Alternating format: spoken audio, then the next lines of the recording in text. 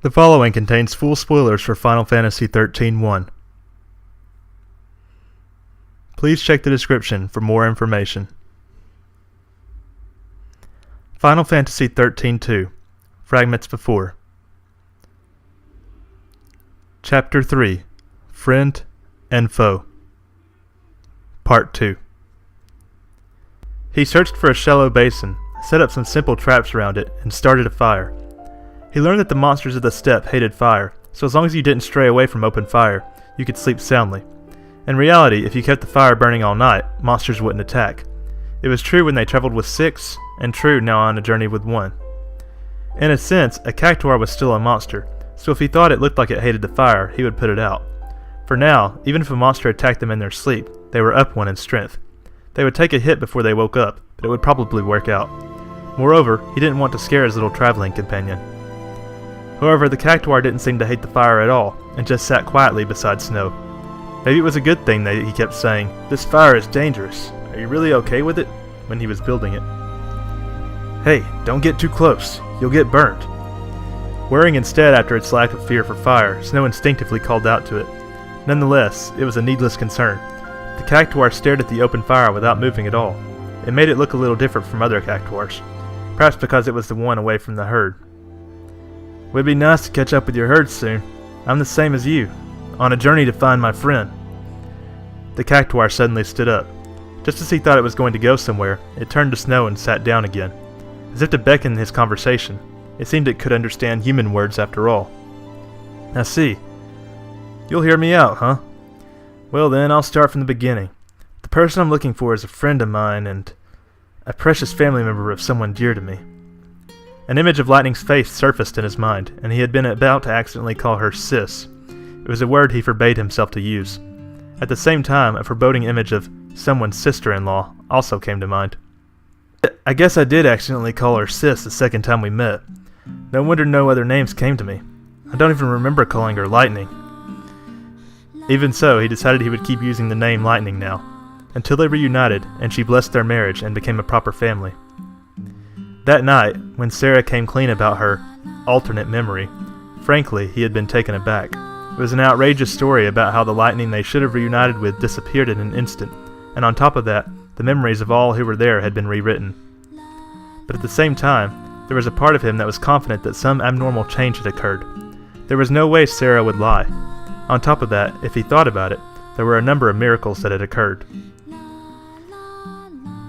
"Weren't we always told that Pulse was a hell that humans could never live on? Didn't we always believe that? Then, it would be normal for us to be really surprised if someone said people had been living here until quite recently. It goes against the common belief, after all." For sure, when they discovered evidence of people living on Pulse until recently, he and the others had not thought anything other than, "Well, I guess we were wrong." It was too acute of a reaction to having common sense overturned.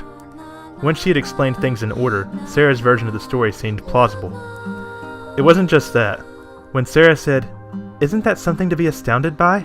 in a shocked reaction to being able to use magic, despite not being a l'Cie, it had been how she really felt. "Normal people can't use magic. That was common sense.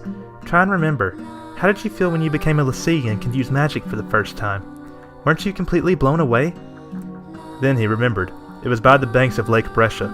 When he found out he could use magic, everyone there was stunned and bewildered. Well, truthfully, everyone aside from FINAL, who had already been a l'Cie. Everyone else, including Hope and Saz, and even the level-headed Lightning, were greatly disturbed. It was because that had been the moment they realized they weren't normal humans anymore. That's right, normal humans and magic were two things that definitely did not go together. He had come to realize that firsthand. Having that overturned, he should have been more surprised than anyone, but that wasn't the case. He just somehow accepted it like everyone else. He didn't even feel it was the slightest bit off at all. It was clearly strange. On top of that, he hadn't realized it in the slightest until Serah had pointed it out. It almost seemed like someone had gouged out the very concepts of doubt and strangeness themselves. Who was it?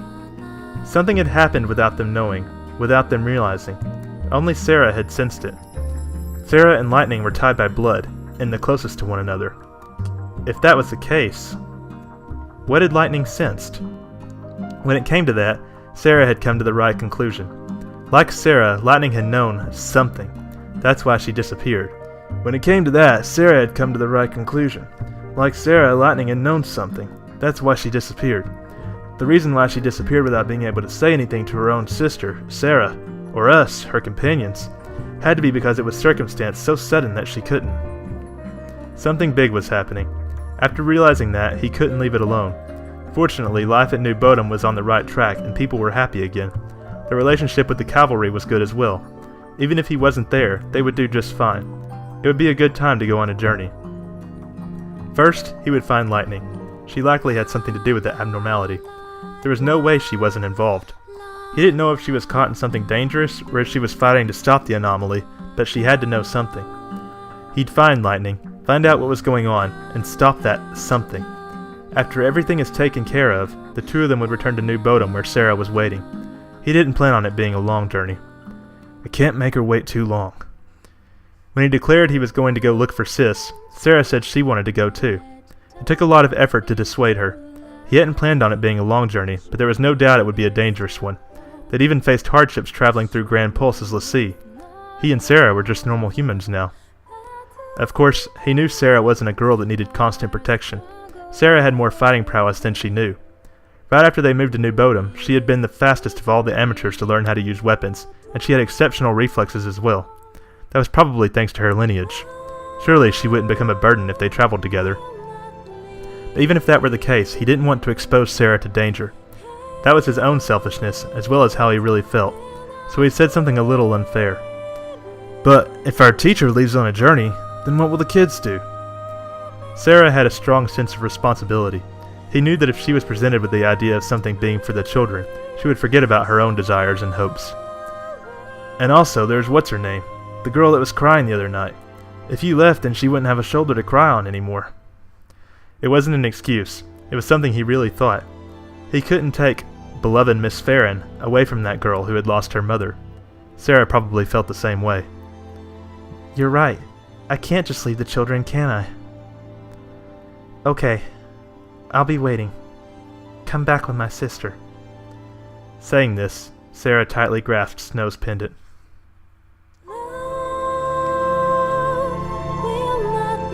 To be continued.